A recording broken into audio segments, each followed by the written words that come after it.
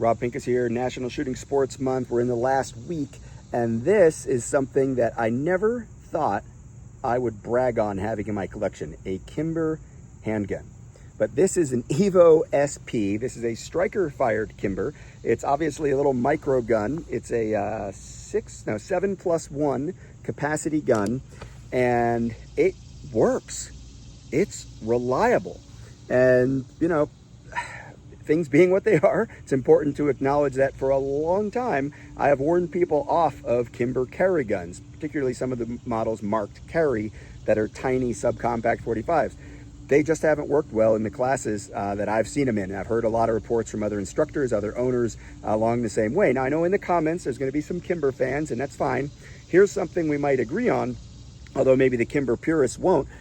This is a really well-made gun. And you can go back and look when this gun came out, and I did a 1,000 round straight through, no cleaning. I don't even think I did any lubrication with the gun. Hollow points mixed with ball ammunition. Had a lot of other instructors try it, a lot of students try it as I was out traveling around and teaching. And this gun held up. It performed. It was impressive. It's a fun little gun to shoot. It's a heavy gun, relatively speaking. Again, it is a striker-fired gun. There is no external manual safety. There are magazines that have a little bit of an extended base plate. You see, you can't quite get a full grip on there. I put this magazine in there, and then it's much better. It's also curved and contoured, you know, kind of a rounded butt situation to make it print less if you were going to carry it. One complaint on this, I know back in the day, it was almost impossible to find holsters for this gun.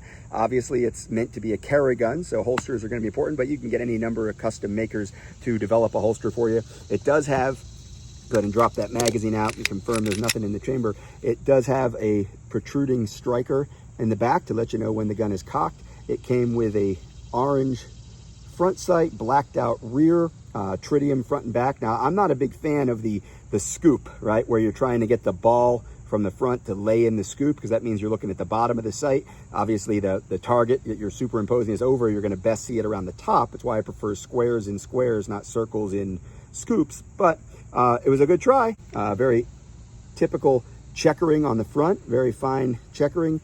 And then on the back, a very unique stippling that you don't very often see, kind of a very cool little cutout there.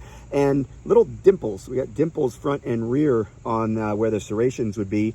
Some aesthetic cuts at the top of the slide. I was really impressed with this gun. And I have to say that anybody who knows me knows that I'm not honestly expecting much when I get one of these in. But this one, I really was excited to shoot.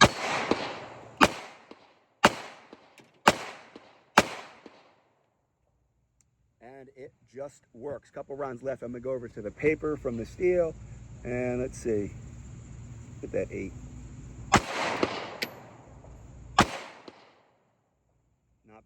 Not bad shooting at all. Now, it definitely lets you know that you're shooting something. I say it's a heavy gun. It's a heavy gun for a little micro compact, being all metal, but it still lets you know that you're shooting it, particularly if you were ever going to shoot hollow points out of it, plus P type loads, which it is rated for.